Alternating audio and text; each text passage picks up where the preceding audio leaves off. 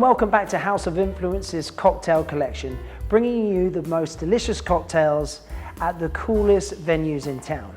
I'm here with Jake at the Distillery on the world famous Portobello Road, and we're going to be making one of their signature cocktails and finding out a little bit more about what they offer here. Jake, thank you very much for having Hoy here today. What are we going to make? You're going to make our super citrus highball. Super citrus, okay, that sounds which is fun. a combination of one of our unique gins that we produce downstairs in the basement here. We have a fully functioning distillery down there. It's actually here? Right here, yeah. So we make some of the Portobello Road gin products down there and also all the brands which fall under the Distillery branding. So one of the ones that you're going to be using today is our Distillery Super Citrus Gin. Okay. So for this we start with a very pure, neutral kind of flavourless alcohol, and we put it into our still with lots of the traditional gin botanicals, things like juniper berries, which we have to use, and coriander seed, and various other things. But uniquely for this one, we also add 7 different citrus peels, so lemons, oranges, limes, grapefruit. So it's really got that super kind of sharp, zesty flavour. Just the way I like them. So we're only going to be mixing that with one other ingredient. You're going to be using this gentleman's soda. Gentleman's, right, yes. Which okay. is flavoured with bergamot and mandarin. Those two ingredients together are going to make a lovely kind of fresh, citrusy, zesty drink, which is going to be hopefully nice and cold and nice and fizzy as well. Sounds right up my street. I'm going to be a bit more traditional. I'm going to make the original highball, the Japanese style highball. Yeah. So I'm going to mix this really nice Japanese whiskey, Suntory Toki, which is designed specifically with this drink in mind. It's quite a light whiskey. It's not got those big, intense, smoky flavours that you might expect from certain Scotch whiskies. It's a nice, easy drinking one. And I'm just going to mix that with soda water, with plain fizzy water. Isn't that what Bill Murray has in Lost in Translation? It's like Suntory. He's on Suntory, yeah. So what do you want me to do So if first? you could measure, you've got a little jug, I think, just there. Okay. If you could measure out 35 millilitres 35 of this one, yeah? of the super citrus gin, yeah. I'm going to do the same. Try not to be too much of a heavy pour. With this whiskey. And then we're just going to pour that down over the ice cube.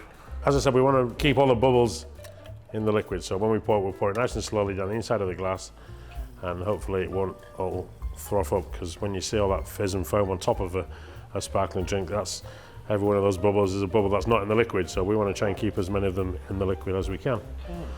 Mine's just going to have a little simple lemon twist, which I'll cut. Yours was a citrusy drink, so yours is going to have a triple citrus twist. Right. So a bit of slicing involved. Slice off some grapefruit there. And I've already prepared one earlier. We want it to kind of look like that. Blue Peter moment, well done. If you think you can manage that, we'll give it a go. So how many gins do you have here that you distill? We've got 2 different kind of families of products really. There's the Portobello Road family products, so Portobello Road gin.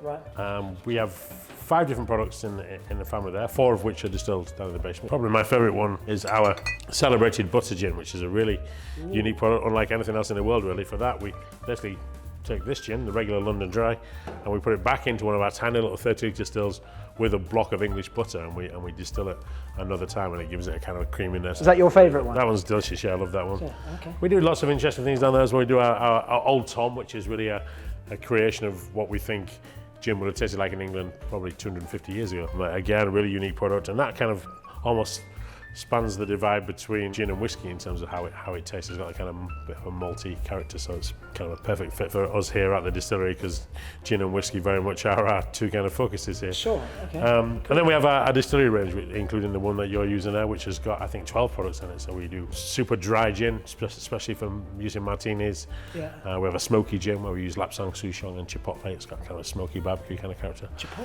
Nice. Our King Theodore Koska gin, one of our very popular ones, inspired by the flavours of the Mediterranean. So lots to choose from. Okay, right. Should we have your twist? I'm just going to quickly make myself a twist as well. Like, straight on there. I'm just going to go rustic. For me, I'm going to just squeeze mine over the top there, and you'll see, if you look closer, you'll see the little kind of lemon oils kind of aerosoling out of the skin, and they'll just be sitting on top of the drink there. They'll give it a nice citrus kind of citrus kick. Yeah. How do we get on? Let's probably yes. Yeah, I mean, I'd say not bad for a first attempt. Yeah. Okay. Well, thank you very much. So you've got the super citrus highball. Super citrus highball. Japanese highball. Japanese highball. Okay, here it is, folks. Cheers. Cheers. Hopefully. Nice and zesty, That's nice and delicious. cold, nice and fizzy. Yeah.